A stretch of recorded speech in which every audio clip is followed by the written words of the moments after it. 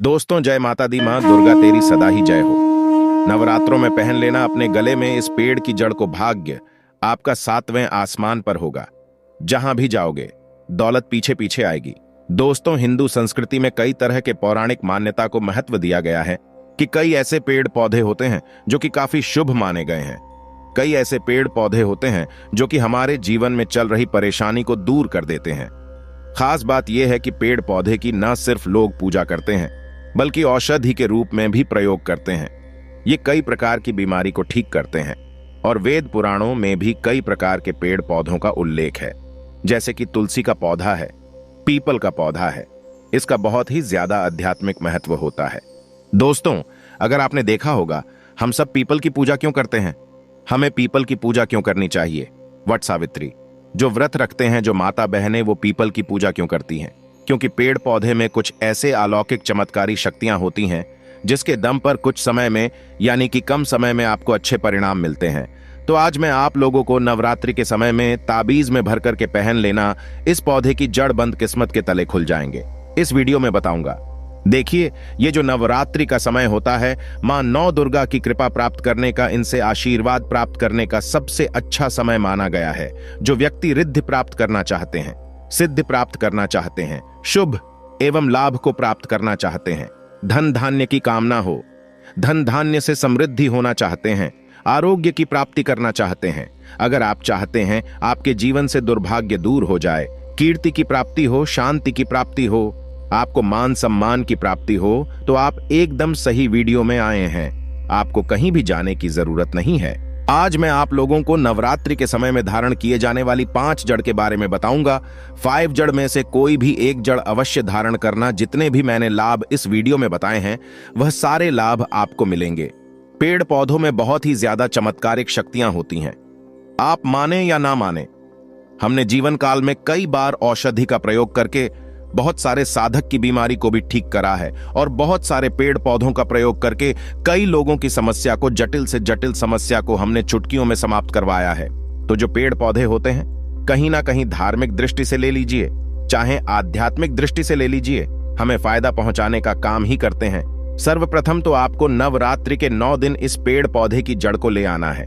अगर नवरात्रि के 6ठे दिन इस वीडियो को देख रहे हैं तो नवरात्रि के 6ठे दिन भी इस पेड़ पौधे की जड़ ला करके आप जो है अपने घर में पूजन करके धारण कर सकते हैं। लेकिन अगर नवरात्रि के 9 दिन आप इनकी पूजा करके जड़ को धारण करते हैं तो फिर अति उत्तम है।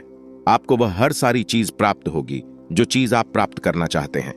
दोस्तों, महंगे रत्न पहनने की बजाय अगर आप जो है इन पेड़ पौधों की जड़ को धारण करते हैं तो उससे अच्छा आपको परिणाम मिलेगा, रिजल्ट मिलेगा। कहीं ना कहीं रत्नों में मिलावट होती है, कहीं ना कहीं रत्नों में त्रुटि होती है। लोग आपको बेवकूफ बना सकते हैं, लेकिन पेड़ पौधे से आपको कोई बेवकूफ नहीं बनाएगा इसकी जड़ से, क्योंकि स्वयं आप इसे जो है अपने हाथों से उखाड़ करके लाएंगे और इसे आप धारण करेंगे। तो मैं आप लोगों को नवरात्रि के समय में लाए जाने वाले पेड़ पौधों की जड़ के बारे में बता रहा हूं, जिसे आप जो है ला करके धारण कर सकते हैं। दोस्तों, सर्वप्रथम तो इन पेड़ पौधों की जड़ को लाने के बाद आपको क्या करना होता है, इसे देवी प्रतिमा की तरह 9 दिन तक पूजा करनी होती है। जैसे माता नवदुर्गा की पूजा करते हैं, ठीक उसी प्रकार इन पेड़ पौधों की जड़ को लाकर के 9 दिन तक आपको पूजा करनी होती है। और 10वें दिन जो विजयदशमी होती है, उस दिन चांदी के ताबीज में भर करके पहनना होता है। अगर आपका सामर्थ्य नहीं है कि चांदी का ताबीज जो है आप ले सके, तो आप जो है बिना चांदी के ताबीज के भी पहन सकते हैं। जो तांबे के ताबीज आते हैं उसमें आप जो है धारण करके जो है डाल करके धारण कर सकते हैं। तो आइए इस वीडियो में जानते हैं कि कौन सी चीज को हमें नवरात्रि के समय में कौन सी जड़ को ला करके धारण करना चाहिए, पहनना चाहिए। 5 जड़ के बारे में बता रहा हूं। जानकारी बताने से पहले, वीडियो में आगे बढ़ने से पहले आप सभी दर्शकों से गुजारिश करना चाहूंगा, वीडियो में बताई गई जानकारी पसंद आएगी तो वीडियो को लाइक करें, चैनल को सब्सक्राइब जरूर कर लेना और हाँ दोस्तों, कमेंट बॉक्स में अपनी राशि भी डाल दीजिएगा। अगर हमारे पास कोई उपाय होगा तो वो आकर हम आपके कमेंट में रिप्लाई करके बता देंगे। दोस्तों, आइए जानते हैं। सर्वप्रथम तो आपको चमेली की जड़ लाना चाहिए। चमेली की जड़ के बेनिफिट बताना चाहूंगा, फायदे बताना चाहूंगा।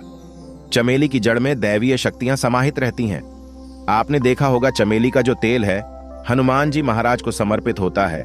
इसमें हनुमान जी महाराज की दैवीय शक्तियां रहती हैं, जो लोग माता लक्ष्मी की कृपा प्राप्त करना चाहते हैं, लक्ष्मी सिद्धि प्राप्त करना चाहते हैं, जो लोग सिद्धि प्राप्त करना चाहते हैं, मंत्रों को सिद्ध करना चाहते हैं, जो व्यक्ति आरोग्य रहना चाहते हैं, ऐसे व्यक्ति चमेली की जो जड़ होती हैं इसे अवश्य लाना चाहिए। चमेली की जो जड़ है इसे नवरात्रि के पहले ले आना या फिर नवरात्रि के टाइम में भी ला सकते हैं और इसकी 9 दिन आपको पूजा करनी है।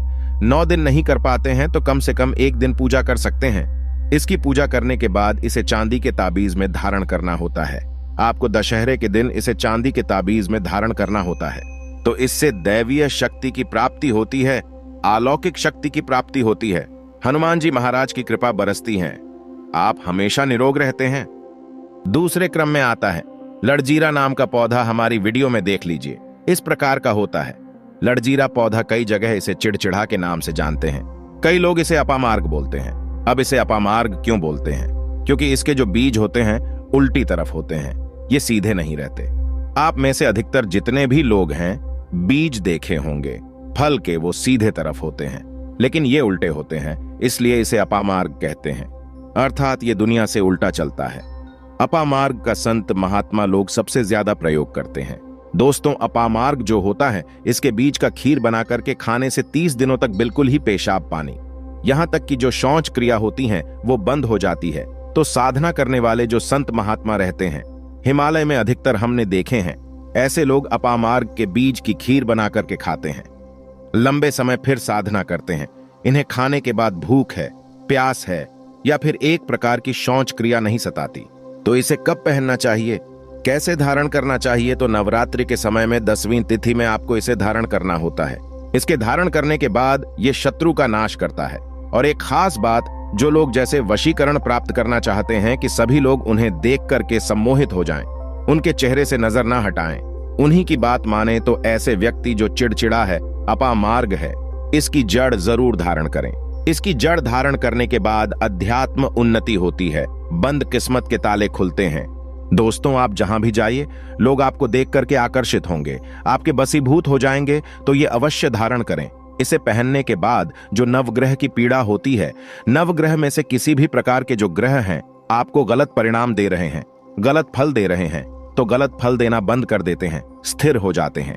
दोस्तों, तीसरे क्रम में आते हैं बरगद की जटा। अब पिछले वाली वीडियो में बरगद की जटा के बारे में भी एक वीडियो बनाया हूं। ये बंद किस्मत के ताले को खोलती है। बरगद की जो जटा है अध्यात्म दृष्टि से बहुत ही पवित्र है और हमारे हिंदू धर्म में बरगद को देव वृक्ष माना जाता है। देव वृक्ष क्यों कहा जाता है? क्योंकि वट सावित्री के दिन आपने जरूर देखा होगा, इनकी पूजा होती है। जो बरगद है ये देव वृक्ष कहे गए हैं। इनमें समस्त देवी देवताओं की शक्ति समाहित होती है, बसी हुई होती है। जो बरगद वृक्ष है इसमें पितृ का भी वास होता है। बरगद का वृक्ष भगवान शंकर का स्वरूप कहा गया है। तो अगर बंद किस्मत के ताले खोलना चाहते हैं, अपनी अध्यात्म उन्नति करना चाहते हो, तो नवरात्रि में 9 दिन पूजा करने के बाद बरगद की जटे अवश्य धारण करना। बरगद की जटा धारण करने के बाद आपको 20 से 25 चमत्कारिक फायदे मिलते हैं, जो कि मैं वीडियो में आप लोगों को पिछले वाले वीडियो में बता चुका हूं। वो वीडियो जा करके आप देख सकते हैं। दोस्तों, चौथे नंबर पर आते हैं सफेद मदार की जड़। अब सफेद मदार की जड़ क्यों धारण करनी चाहिए? जो मदार है सफेद कलर की, ये भगवान गणेश जी के स्वरूप कहे गए हैं और मैं हर दिन वीडियो में बोलता हूं और आज भी बता रहा हूं। जो 11.5 वर्ष पुरानी सफेद मदार की जड़ होती है, ये भगवान गणेश की सूंड की आकृति ले लेती है। आपने कई मंदिरों में देखा होगा मदार के गणेश जी बनाए जाते हैं। मदार के जो गणेश जी हैं इन्हें बहुत ही ज्यादा फलकारी कहा गया है। ये तत्काल अपना फल प्रदान करते हैं। भगवान गणेश जी को रिद्धि सिद्धि शुभ लाभ के स्वामी कहे गए हैं।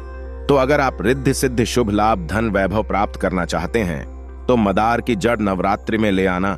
इसकी 2 से 5 दिन 9 दिन तक पूजा कर देना। इसके बाद 10वीं तिथि को धारण कर सकते हैं, पहन सकते हैं। इसमें आपको बहुत ही ज्यादा लाभ मिलेगा।